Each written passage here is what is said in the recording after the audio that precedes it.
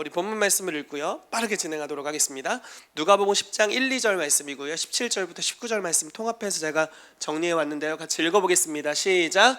그 후에 주께서 따로 70인을 세우사 친히 가시려는 각 동네와 각 지역으로 둘씩 앞서 보내시며 이르시되 추수할 것은 많되 일꾼이 적으니 그러므로 추수하는 주인에게 청하여 추수할 일꾼들을 보내주소서 하라.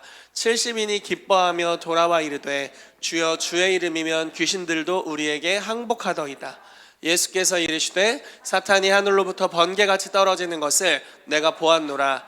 내가 너희에게 뱀과 전갈을 밟으며 원수의 모든 능력을 제어할 권능을 주었으니 너희를 해칠 자가 결코 없으리라. 아멘. 예수님께서 자기만 복음을 능력으로 증거하셨을 뿐만 아니라 70인의 제자, 또 12제자, 누가복음 9장에는 12제자를 파송하시고요, 누가복음 10장에는 70인의 제자를 파송하시는 모습을 보여주십니다. 그러니까 주님이 항상 하셨던 것은 자기가 하는 일을 할 수 있는 사람들을 길러내셨다라는 것입니다.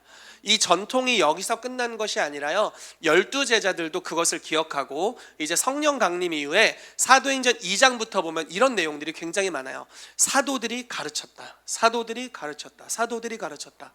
그리고 사도행전 11장에 가면은 안디옥 교회에서 바나바와 사울이 1년간 사람들을 가르쳤다, 이렇게 나옵니다. 그러니까 가르쳤다는 내용들이 나오는데 우리가 이 가르침을 들면 약간 책상머리에서 배우는 듯한 느낌이 든단 말이에요. 여기 세미나 하겠습니다 하면 책상을 쫙쫙쫙쫙 펴야 될 것 같은, 그리고 막 메모해야 될 것 같은 느낌이 들잖아요. 근데 예수님의 가르침은 조금 달랐던 것 같아요. 현장에서의 가르침이었던 것 같아요. 설교하는 것을 보여주시고 어떻게 병든 자를 고치는지 보여주시고 니들도 해봐 하시고 안 되면 기도회엔 이런 유가 나가지 않는 거야 하면서 다시 보여주시고, 그러면서 주님의 선하심을 드러내시면서 제자들이 그것을 배울 수 있게 하셨다라는 것이죠. 사도행전 2장의 사도들이 가르치고 대부분의 이적과 기사는 베드로와 요한을 중심으로 12사도를 통해 일어나고 있었는데 이제 그 사도행전 6장부터는 스데반이 나오죠. 7 집사님들이 등장하게 돼요. 스데반이 나오면서 민간의 표적과 기사를 행하니라 라고 말씀하고 있고요, 스데반이 했던 설교가 신약 성경에서 나오는 가장 긴 설교예요. 흠잡을 데가 없는 완벽한 설교. 그리고 이 지혜로 말하는 것이 얼마나 강력했는지, 그리고 사람의 양심을 후벼 파고 괴롭게 했는지, 죽이지 않으면 저 입을 막을 방법이 없었어요. 그래서 죽였어. 우리 교회 그런 설교자들이 여러분들이 되시기를 축복합니다. 아주 오래 살고 싶은데. 네. 아무튼 그렇게 성도들 안에서 초자연적으로 훈련된 사람들이 일어나기 시작했다라는 거죠. 그리고 그 다음 장에 가면 사도행전 8장에 빌립이 사마리아의 복음을 증거하는데 귀신을 쫓고 병을 치유하면서 증거하는 모습들이 아주 자연스럽게 나오고, 사도행전 9장에 가면 아나니아라는 사람이 성령의 음성을 듣죠.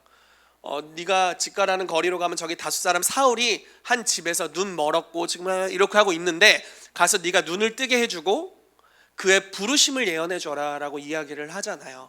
그때 아나니아가 별로 당황해하지 않아요. 주님, 제가 어떻게 눈을 뜨게 합니까? 이렇게 말하지도 않았고, 내가 들은 게 진짜인가? 거기 갔다가 다른 사람이 있고 허탕치는 거 아니야? 이렇게 의문을 갖지도 않았어요. 듣는 게 너무 당연했고 신뢰했고, 주님이 눈을 뜨게, 나를 통해 눈을 뜨게 하실 거라는 거에 대해 전혀 의심이 없습니다. 힘들었던 한 가지는 주님, 사울이 좀 명성이 안 좋은 사람인데 제가 가도 되겠습니까? 이런 정도의 이렇게 약간 의심이 있었지, 능력 사역을 하는 데 있어서는 전혀 어려움이 없었다라는 거죠. 초대교회는 이와 같이 자기들이 배운 것들을, 예수 그리스도를 통해 사도들이 배운 것을 이제 자기들의 제자들에게, 모든 성도들에게 가르쳐 주었고, 이제 모든 성도가 초자연적인 능력의 사역들을 행한 것을 볼 수 있습니다. 오늘 이제 그러한 말씀에 대해서 여러분들에게 나누도록 하겠습니다. 자, 능력 사역이란 무엇인지, 그리고 가르침을 통한 은사의 전수에 대해서 이야기할게요. 여러분, 은사는 받는 거라는 편견이 많이 있어요. 예언학교를 할 때 제일 많이 받는 질문은 이겁니다. 예언은 은사 아니에요? 뭘 가르쳐요? 그럼 배워보세요 이러면서 이제 가르칩니다. 이제 가르치게 되는데, 어떻게 가르침을 통해 은사가 전수될 수 있는지를 좀 나눌 거고요, 성령의 은사의 활성화를 어떻게 할 수 있는지, 성령의 9가지 은사 모두가 사실 활성화가 가능합니다. 여러분들이 방언을 받으셨다면 거기부터 9가지 은사가 다 활성화될 수 있어요. 방언을 안 받으셨으면 인카운터 캠프에 오셔서 누군가 여러분들의 머리를 흔들면 방언을 받을 겁니다. 어지러워라 이러면서 막 방언이 튀어나올 거예요. 그래서 참여하시면 되겠습니다. 그래서 성령의 은사 9가지를 활성화하는 거에 대해서 짧게 좀 나눠야 될 것 같고요. 그리고 모두가 능력으로 사역할 때 어떤 일이 벌어질 수 있는지에 대해서, 이게 가장 핵심 키워드라고 할 수 있어요. 그리고 성령의 능력을 구하는 시간을 갖도록 하겠습니다. 마음이 바쁘네요. 자, 능력 사역이랑 같이 읽어볼게요. 시작. 성령의 능력을 통해 하나님의 나라를 가져오는 사역입니다. 아멘. 자, 마태복음 12장 28절 말씀입니다. 그러나 내가 하나님의 성령을 힘입어 귀신을 쫓아내는 것이면 하나님의 나라가 이미 너희에게 임하였느니라 라고 말씀하고 있어요. 고린도전서 4장 말씀에는 하나님의 나라는 말에 있지 않고 오직 능력에 있음이라 라고 이야기하고 있고요.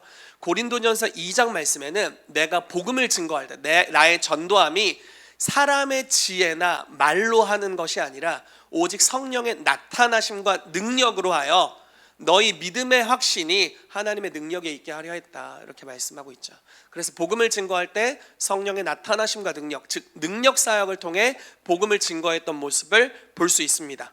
저 여러분들이 다 이렇게 하게 되기를 축복합니다. 아멘. 자, 사도행전 11장 25절 26절 읽어볼게요. 시작. 바나바와 사울을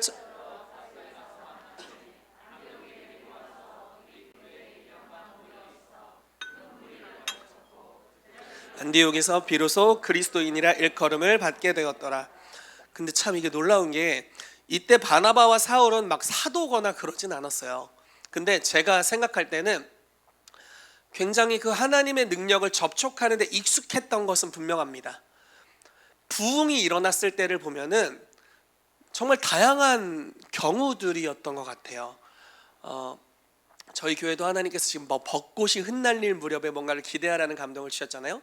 제가 오늘 이제 아침에 나왔다가 다시 아내랑 아이를 데리러 집에 갔다 왔는데 베란다 창문을 열었는데 벚꽃이 이렇게 역류해서, 원래 저희 집 17층이거든요. 휴 와서 집으로 들어왔어. 그게 부흥이 오는가 아니면 벚꽃 여행을 가야 하는가.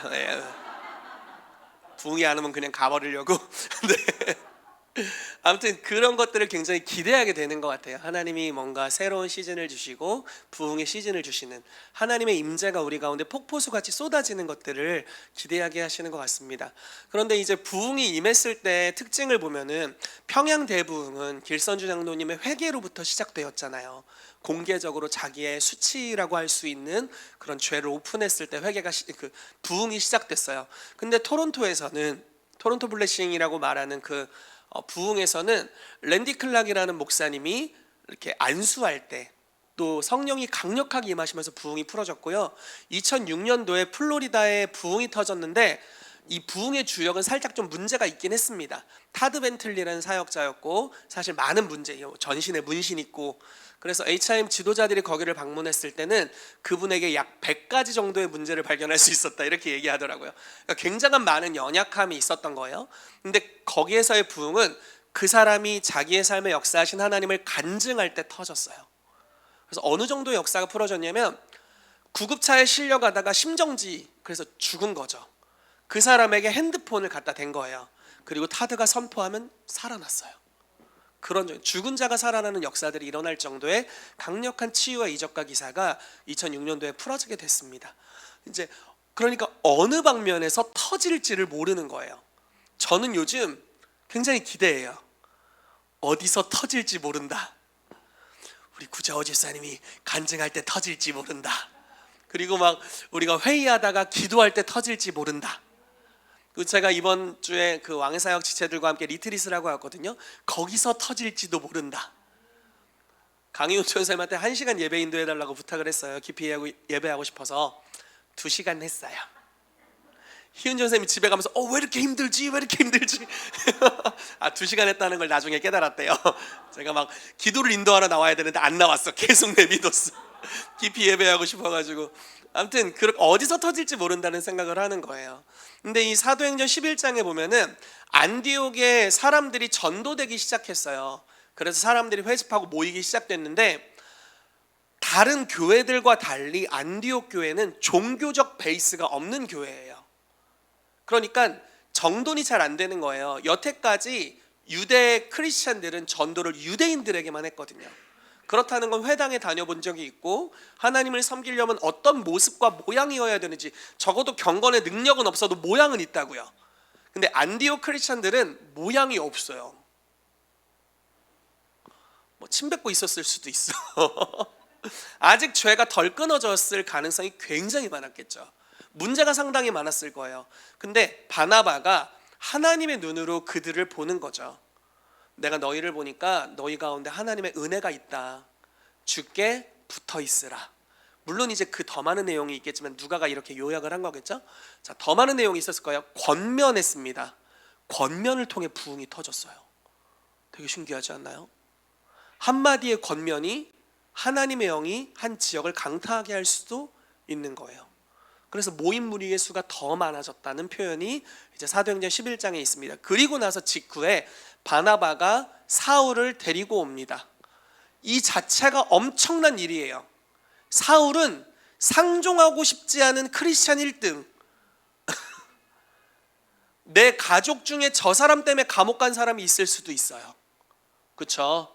모진 고초를 당했던 사람도 있을 수 있고 스데반의 가족들도 있을 수가 있었겠죠.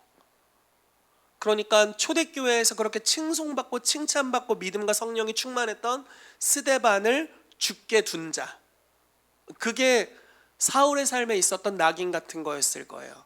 근데 바나바는 동일하게 그런 눈을 갖고 있는 거예요. 안디옥 교회를 봤던 그 사람의 삶에 하나님의 은혜가 있고 사도로서의 기름 부심이 있는 것들을 봤겠죠. 그래서 콜링해서 데리고 옵니다. 안디옥에서 1년간 가르쳤어요. 근데 이 1년간 가르침의 결과가 무엇이었냐면 안디옥 사람들이 이들을 그리스도인이라고 부르게 되었다라는 겁니다. 여러분, 그리스도인이라는 단어는 작은 그리스도라는 뜻이고요. 그리스도라는 단어는 기름 부음 받은 자라는 뜻입니다. 자, 기름 부으심이 임하면 어떤 일이 일어납니까? 사도행전 10장 38절 말씀에 하나님이 나사렛 예수에게 성령과 능력을 기름 붓듯 하셨음에 저가 두루 다니시며 착한 일을 행하시고 마귀에게 눌린 모든 자를 고치셨으니 이는 하나님이 함께 하셨습니다. 암송대회에 나가야겠네. 이 말씀이 이제 기록되어 있잖아요. 성령과 능력을 기름 붓듯 했다는 거예요. 그래서 마귀에게 눌린 모든 자를 고쳤다. 이게 기름 부으심의 결과죠. 일반인들이 보았을 때 저 사람은 기름 부으심이 있어라고 이야기하는 지경에 이르게 되었다는 거예요. 근데 바울과 바나바가 그런 칭송을 받은 것이 아니라 안디옥 교회 모든 성도들이요. 바울과 바나바가 안디옥 교회에서 가르쳤어요. 그리고 성도 한 명이 밖으로 나갔습니다. 거래처 사장님과 이야기를 하는데 국방색 베개가 보이고 지식의 말씀들이 오고 하나님이 주신 예언적인 말씀을 나누게 되고 그러면서 그 사람의 내면이 치유되고 예수 그리스도를 영접하고 보청기를 떼게 되고 삶의 문제가 해결되고, 와, 내가 널 만난 게 예수님을 만난 것 같아, 이런 이야기들이 있기 시작하는 거죠. 근데 그게 한두 명이 그런 게 아니라 모든 성도가요. 이게 몇 년 만에 이루어졌을까요? 1년 만에 이루어졌어요. 질투나지 않나요? 네, 이 업계에 들어온 지가 좀 됐는데 예수님 영접하고 이 업계에 들어온 지가 여러분들 좀 되셨을 텐데 1년 만에 이런 역사가 일어나다니. 여러분, 하나님은 사람을 외모로 취하시는 법이 없습니다. 여기서 우리가 항상 아멘을 크게 해야 돼요. 네, 왜냐면 여러분들 다 네, 그렇다는 것은 차별을 두지 않으신다라는 것인데, 이들의 삶에 1년 만에 하나님이 그런 역사를 행하실 수 있었다면 동일하게 오늘날의 교회들, 오늘날의 그리스도의 몸된 교회를 통해서 동일한 일을 행하실 수 있다라는 것입니다. 그리고 바나바와 바울의 삶의 능력으로 역사하신, 우리가 바울을 아는 것이 뭐냐면 바울은 계시를 통해 성경의 내용을 깨달았어요. 굉장한 선지자였다라는 거죠. 굉장한 예언적인 사람이었다는 거예요. 근데 이제 뭐 바나바도 그랬고 바울도 그랬겠지만 두 사람만 그랬는데 어떻게 가르침을 통해서 모든 성도가 그렇게 될 수 있었을까? 근데 가르침을 통해 이게 가능했다라는 거예요. 성경 모든 곳에서 이야기하고 있어요. 가르침을 통해 초자연적인 사역이 분배되었고, 예수님이 제자 삼으신 것은 단지 탁상에서 가르치는 수준이 아니라 그의 가르침을 통해 그가 하는 일을 동일하게 하는 사람들을 만들어낸 것인데, 사도들이 사도행전 2장부터 가르쳤을 때 동일한 역사가 사도행전 6장에서부터 계속 풀어지게 되잖아요. 안디옥에서도 동일한 일들이 일어나게 되었다라는 것입니다. 여러분, 그래서 여러분들이 초자연적인 사역을 사모하는데 아직 되지 않는다면 가르침을 받으셔야 돼요. 돌파될 때까지 배우시기를 축복합니다. WLI 같이 평생 배울 수 있는 좋은 교육 과정도 있고요. 저희가 하는 이런 간단한 스쿨들도 있고요. 온라인에서 저희 교회가 아니더라도 HIM에서 하는 너무 좋은 멋진 하나님의 사람들이 있습니다. 그들로부터 배우고 정렬되고 임파테이션을 받을 때 하나님께서 여러분들 안에 두신 것들이 활성화되기 시작할 겁니다. 그래서 여러분들이 능력 사역을 할 수 있도록 무장될 줄로 믿습니다. 그래서 가르침을 통해서 은사가 전수될 수 있다라는 것입니다. 자, 요거는 좀 짧게 나눌게요. 성령의 은사 9가지를 다 활성화하는 아주 기초적인 것에 대해서 짧게 나누도록 할게요. 여러분, 우선 이렇게 설명할게요. 예수님을 영접합니다. 그리고 우리가 안수하고 축복할 때 방언이 풀어지게 돼요. 우리가 은사라는 것은 위에서 이렇게 뚝 떨어진다고 생각하는 경향이 있습니다. 근데 약간 생각을 전환하면 훨씬 더 활성화가 편해지는 것 같아요. 자, 이 말씀에 보시면요, 성령을 나타내시면, 개역 한글판에는 성령의 나타남을 주시면 이렇게 표현이 되어 있거든요. 자, 예수님을 영접할 때 성령님이 어디 계세요? 우리 따라해봐야지. 마음 안에 계세요. 네, 우리 안에 계신 성령님이 바깥으로 표출되는, 나타나시는 9가지 통로, 이렇게 얘기하면 은사를 설명하기가 굉장히 편할 것 같아요. 자, 방언이라는 것은 알아듣지 못하는 언어로 내 안에 계신 성령님이 표현되는 방식이겠고, 우리가 손을 얹을 때 병든 자가 치유된다는 것은 내 안에 계신 성령님이 안수할 때 흘러가는 어떤 능력의 방향, 이런 것들로 볼 수 있겠죠. 자, 우리가 은사를 임의적으로 3가지 종류로 나눌 수 있어요. 첫 번째 발성은사, 따라해보세요. 발성은사. 두 번째 계시은사. 세 번째 능력은사. 감사합니다. 자, 발성은사가 계시은사를 가져와요. 그리고 계시은사가 능력은사를 가져옵니다. 저는 어릴 때 중학교 3학년 때 방언을 받았는데, 그리고 나서 같이 기도하는 이제 교회 할머니들께서 저에게 이렇게 말씀하셨어요. 태가 방언 받았으면 방언 통역을 받아야 돼. 그래서 방언 통역을 달라고 근 10년을 기도했던 것 같아요. 못 받았어. 받으려고 했더니 안 받아지더라고요. 그런데 너무 재밌는 게 예언 사역이 풀어지게 됐어요. 예언을 훈련 받으면서. 저는 예언을 타고나게 잘하는 성격, 그런 스타일은 아니고 그런 체질은 아닙니다. 훈련에 의해 만들어졌는데 예언을 훈련하면서 예언이 되는 거예요. 근데 그러면서 자연스럽게 계시적인 은사가 섞여 나오더라고요. 그리고 초자연적인 사역들, 그러니까 능력 사역이라고 말하는 것들이 그 이후에 너무 쉽게 풀어지는 거예요. 그걸 보면서 이런 걸 좀 깨닫는 거예요. 자, 방언을 하면서 여러분들이 방언을 할 수 있죠. 방언을 하면서 고린도전서 14장에는 이렇게 말하고 있어요. 우리가 영으로 기도하고 마음으로도 기도하리라. 그래서 이렇게 하는 겁니다. 방언을 하면서 어떤 제목이 있을 수 있잖아요.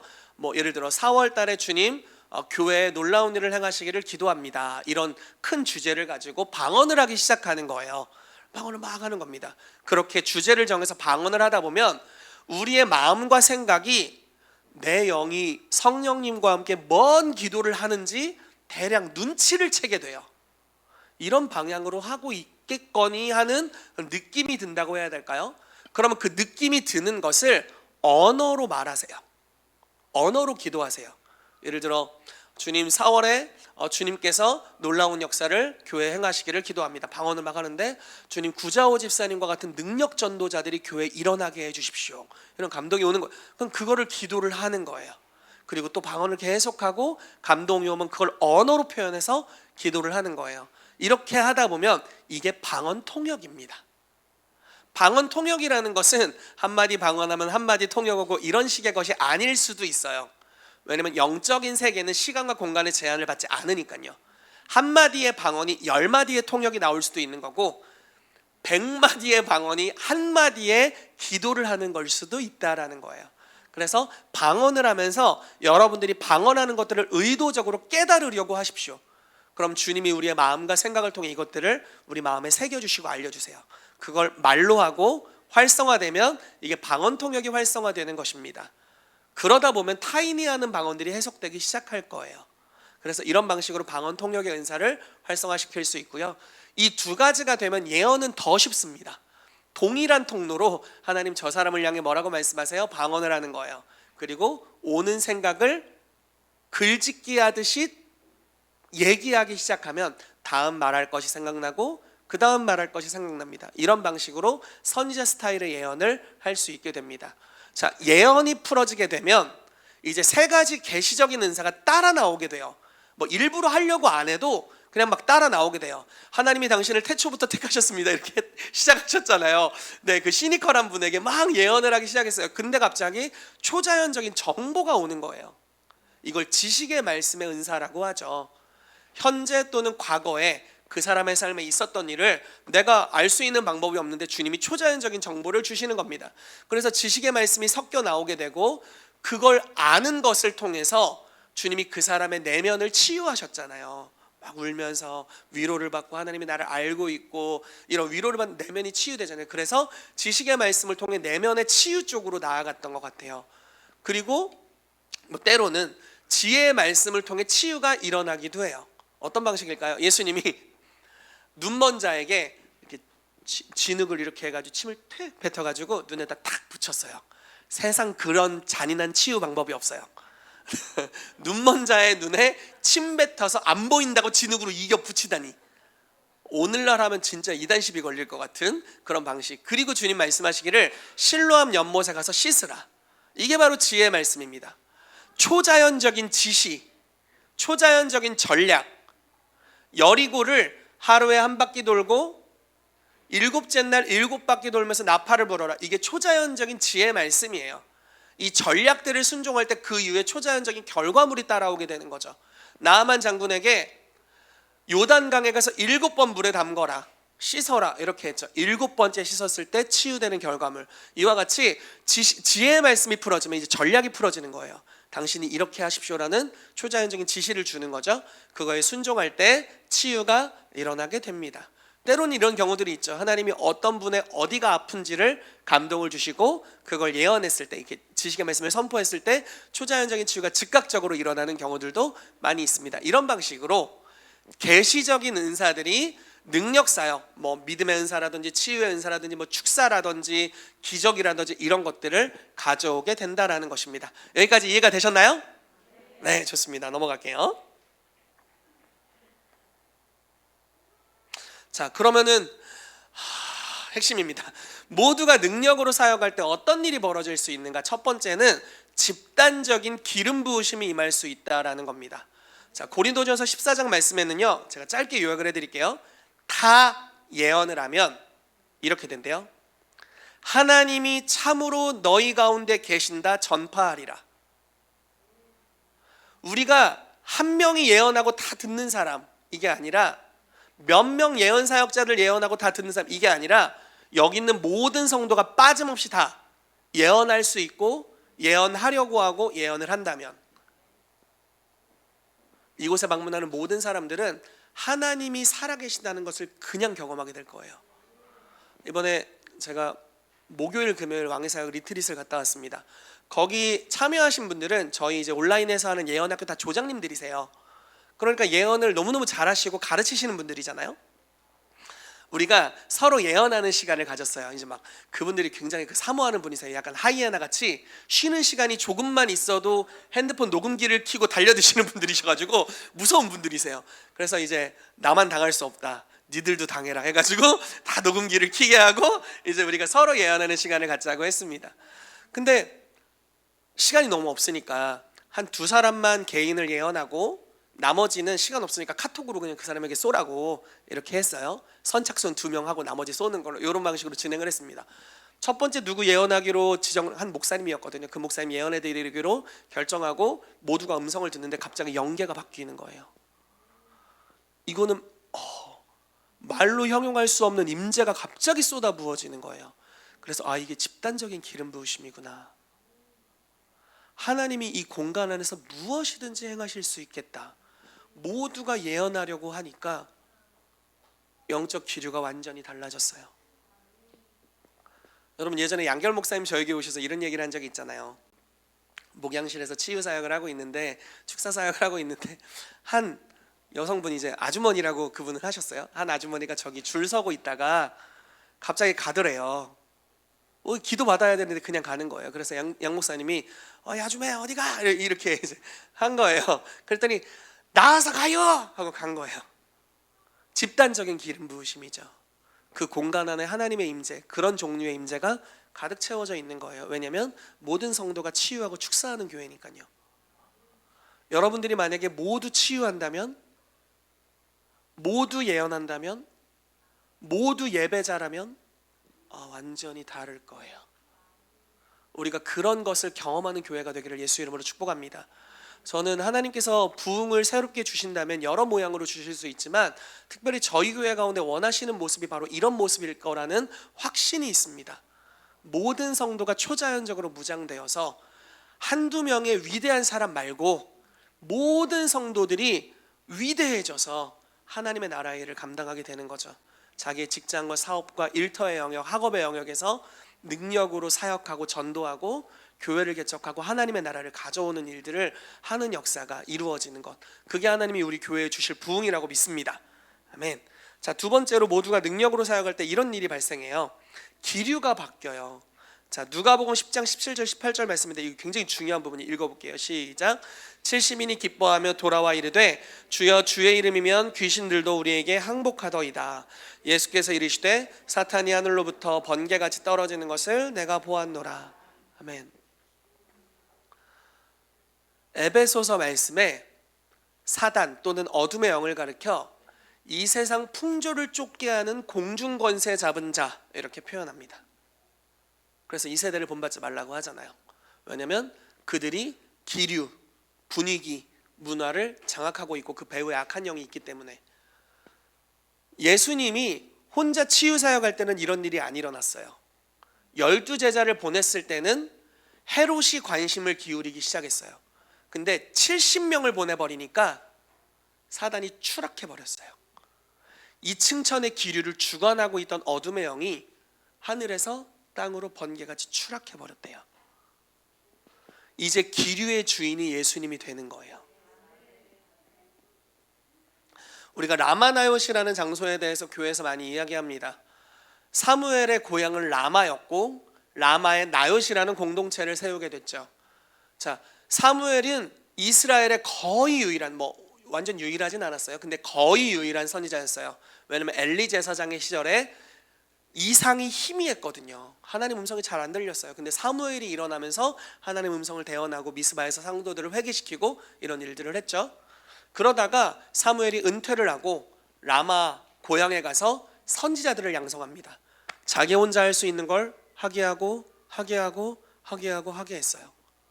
그리고 모두가 예언하게 됐어요. 모두가 다 선지자가 됐어요. 그리고 다윗이 피신했고 다윗을 죽이려는 암살자들이 오게 되죠. 우리가 다 아는 스토리잖아요. 암살하려는 사람들이 예언하게 되고, 두 번째 암살하려는 사람 예언, 세 번째 예언, 네 번째 사울이 직접 왔는데, 여러분 사울이 들린 귀신은 그 동네 바보형이 들리는 귀신이 아니에요. 사울이 들린 귀신은 국가를 멸망시킬 만한 권위를 가진, 적어도 마귀 그 세계에서 높은 지위를 가진 귀신일 거예요. 아마 북한의 김정은에게 어둠의 영이 역사하는 것만큼이나. 택하신 족속을 타락시킬 수 있는 이 기회를 사단이 그냥 둘 리가 없죠. 사울이 처음 기름 부음 받았을 때는 나라가 괜찮았을 거예요. 근데 미쳐가지고 이제 다윗을 군대를 데리고 쫓아다니기 시작할 때는, 그일라라는 성읍이 블레셋의 침공을 받았는데도 왕은 이 그일라를 구원할 생각을 하질 않아요. 오히려 쫓겨다니는 다윗이 그일라라는 성을 구원했어요. 그럴 정도로 피폐해졌다라는 거예요. 그 강력한 귀신의 역사. 근데 모두가 예언하는 영적 기류 가운데 그가 왔더니 어떤 일이 발생합니까? 마을 입구에서부터 예언하기 시작했어요. 귀신이 떠난 거예요. 그리고 예언하기 시작합니다. 그 기류에 완전히 정복당하는 역사가 일어나게 됐다는 거예요. 우리가 만약에 모두가 예언하게 된다면, 모두가 능력으로 사역하게 된다면 이 도시의 영적 기류를 주관할 수 있게 될 거예요. 이건 한 사람의 카리스마로 말미암아 이루어질 일이 아니에요. 이거는 모든 성도들이 예언하게 되고 예언이 하나의 문화가 되고 모든 성도가 성령의 능력으로 사역하게 될 때 주님께서 이 땅 가운데 행하실 수 있는 일인 줄로 믿습니다. 아멘. 자, 세 번째입니다. 문화를 변혁시킵니다. 사도행전 11장 26절에 보면 아까 읽었죠. 그리스도인이라고 일컬음을 받게 됐대요. 자, 이게 무슨 말이냐면, 여러분 오늘날 기독교에 대한 평판이 얼마나 안 좋습니까? 코로나가 터지는 한창 동안은, 지금은 사실 코로나 더 유행인데 정책적으로 풀어지니까 아무도 코로나 걸리면 욕을 안 해. 1년 전에 걸렸으면 장난 아니야. 2년 전에 걸렸으면 진짜 끝판왕이야. 감옥 가야 될 수준이에요. 제가 아는 어떤 교회는 한 1년 반 정도 전에 집단적으로 코로나가 발병했어요. 동네 주민이 오다가 코로나 걸린 그 성도를 보고 돌이켜서 갔대요. 기피 대상 1호. 그리고 다 막 교회가 다 신천지가 됐어 그땐. 난리도 아니었어요. 근데 똑같이 걸려도 지금은 안 걸리면 왕따래. 왕따야. 안 걸리면 친구가 없대. 저희 형이 이제 다른 교회에서 목회를 하고 있는데 청년부를 근래에 맡게 됐어요. 청년부 지체들에게 물어봤대요. 너희 코로나 걸린 적 있니? 아니 없어요. 그랬더니 너넨 친구가 없구나. 이렇게 했다고 합니다. 그러니까 요즘 안 걸리면 왕따래요. 완전히 바뀌었죠. 여러분 이렇게 기독교에 대해서 비방하는 소리들이 있는 것은 우연이 결코 아니에요. 결코 우연이 아닙니다. 주님은 디모데전서 2장 말씀에 이렇게 말씀했어요. 높은 지위에 있는 자들을 위해 기도하라. 왜 기도하래요? 그들이 문화를 만들거든요. 그들이 분위기를 만들어요. 이 층천의 분위기를 만드는 지위 가운데 있는 자들이에요. 근데 그들을 위해 기도하면 모든 사람이 평안한 가운데 거할 수 있대요. 그리고 하나님은 모든 사람이 진리를 아는데 이르기를 원한대요. 높은 지위에 있는 사람들을 축복하며 기도하면 영적 기류에 변화를 줄 수 있고, 그것은 사람들이 진리를 아는 대로 쉽게 진입할 수 있게 해줍니다. 근데 모두가 능력으로 사역할 때 어떤 일이 발생하냐면 이 문화를 바꿔버릴 수 있어요. 여러분 사도행전 19장을 보세요. 바울의 손으로 희한한 능력이 일어났는데 어떤 사람들이 돌아다니냐면 마수라는 어떤 유대인들이 시험 삼아 악귀 들린 자에게 말하는 거예요. 예수 이름으로 말하는데 바울이 전파하는 예수를 의지하여 명한다. 떠나라. 왜 이런 짓을 할까요? 축사가 회당에서 일어났을 뿐만 아니라 두란노 서원에서 일어났을 뿐만 아니라 거리에서도 너무 많이 일어나는 거예요. 그래서 나 예수를 안 믿는데 거리에 기름 부음이 넘쳐나는 거예요. 그러니까 해볼까? 했는데 떠나. 귀신도 실수한 거지. 믿는 자가 아닌데 실수한 거예요. 얘도 착각한 거예요. 착각을 불러일으킬 만큼 저희가 막 HIM 컨퍼런스나 이런 놀라운 집회 가운데 참여하면 기름 부으심에 막 쩔어 있어요. 막 첫날, 둘째 날, 셋째 날 지나면 갑자기 한 넷째 날 정도 되면 거의 빌 존슨이 된 듯한 착각을 불러일으켜요. 손을 얻는데 내 능력이 아닌 수준의 것들이 흘러가요. 왜 그러겠어요? 사도와 선지자들을 통해 임파테이션이 일어나서 그런 거예요. 내 거는 아니야. 원래 내 경건의 수준은 아니야. 근데 뭔가 놀라운 것들이 흘러가기 시작해요. 에베소 도시 전체에 이게 흐른 거예요. 그래서 귀신들이 막 실수로 떠나갔다가 스게야 일곱 아들 뭐 했더니 이제 복수해야지 하고 막 덮치고 막 이런 일이 있었던 거겠죠. 축사가 도시의 문화가 돼버렸어요. 귀신이 떠나가는 게 당연한 것처럼 됐어요. 여러분 오늘날 기독교는 어떻습니까? 축사가 당연한 건가요? 예언이 당연한가요? 아니에요. 그렇지 않아요. 제가 예언학교 하면서 제일 고민이 뭔지 아세요? 써먹을 데가 없대. 배워서 집에 가 써먹을 데가 없대요. 그래서 맨날 우리끼리 예언하다 보니까 이제 지식의 말씀이 필요 없는 지경에 맨날 하니까 다 알아. 지식의 말씀이 필요 없는 지경까지 가게 되는 거잖아요. 근데 이게 문화 단위로 풀어지기 져야 하는데 초대교회가 이것들을 감당했고 모든 성도가 다 능력으로 사역하니까 이런 일들이 일어나게 되었다라는 것입니다. 또 하나 놀라운 변화가 있었어요. 바울이 전파하는 복음에는 사람의 손으로 만든 것은 신이 아니다라는 그런 놀라운 메시지를 전파했죠. 하나는 보이지 않는 하나님이시다. 유일하신 참 하나님이시다. 그러니까 우상 만드는 직종이 망하기 시작하는 거예요. 분위기가 바뀌어가지고 에베소는 그걸로 돈 버는 민족이었 그거였잖아요. 그래서 문화를 변혁시키는 일이 일어나게 됐다. 자, 좀 더 보겠습니다. 모두가 능력으로 사역할 때 컨버전스라는 게 일어납니다. 영어 단어 적어놨어요. 헷갈리시는 분이 있을까봐. 결집된다는 뜻이에요. 결집, 집중된다는 뜻입니다. 자, 컨버전스가 뭔지 예로 잠시 보여드릴게요. 요셉은 아버지 집에 있을 때도 꿈꾸는 은사가 있었어요. 보디발의 집에 있을 때도 꿈꾸는 은사가 있었고 그 안에 여러 은사가 있었습니다. 그리고 사용했어요. 열매도 있었어요. 감옥에 갔는데 거기서도 열매가 있어요. 근데 요셉이 가장 효과적으로 사역하고 쓰임받은 곳은 바로의 총리가 되었을 때입니다. 이 상태를 컨버전스가 일어났다라고 보는 거예요. 이해되시죠? 자, 다윗은 목동으로 있을 때도 사자 입을 찢었어요. 은사가 있었다고요. 골리앗을 쳐 죽일 때도 은사가 있었어요. 사울의 군대 장관이 됐을 때도 은사가 있었고 쫓겨다닐 때도 은사가 있었으나 이스라엘의 왕이 됐을 때가 그가 컨버전스가 일어났던 시즌이다. 이렇게 이제 보는 거예요. 자, 여러분들 모두 다 은사가 있고 하나님이 주신 놀라운 기름 부심과 권능이 가능성 단위로 머물러 있습니다. 근데 모든 성도가 사역하는 일이 벌어질 때 어떤 일이 발생하냐면 여러분들을 부르신 컨버전스로 가게 될 것이다라는 거예요. 누가 통계를 냈는데 목회자 중에 10% 미만만이 컨버전스로 간다, 이런 통계를 냈더라고요. 근데 목회자와 평신도를 양분하는 교회에서 그런 정도면 와, 일반적으로 평신도라고 말하는 사람들은 1, 2%나 갈까 싶은 거죠. 못 가죠. 어렵죠. 근데 다윗 시대의 위대함. 자, 다윗을 잠깐 꺼냈는데 제가 연결할 수 있는 시간이 없으니까 그냥 할게요.